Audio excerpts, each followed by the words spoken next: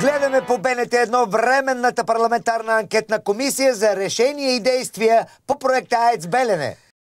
Тъй като същите са подписани от лицата, представляващи дружеството при подписването им. Зуек, гледам тези три девойки, да им се не надява човек.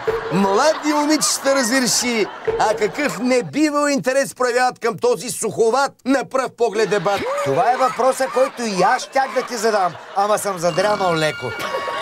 Дебата така ме грабна, че ме унесе от сън. Абе, май, не си само ти. Виждам и други, които умират от скука.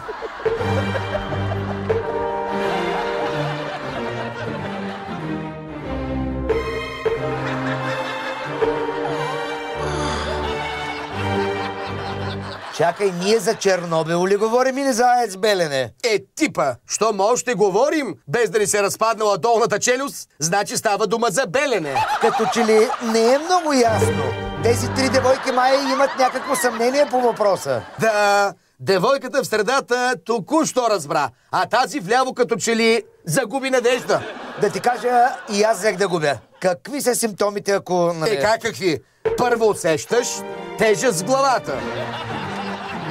Ето, има нещо. Една от девойките се изнесе, а другата проверява дали са и там ногтите. Всичко е много подозрително. Абе, това момиче много се изигра с тия обици. Нормално ли е това? Ето, забеляза ли, че тази се прозява, без да си сложи ръка на устата? Ами липса на култура, бе, Рачков. Не е липса на култура, Зуек. Май вече и липсва ръката. Вярно, жената има култура, но ръката й отиде на кино.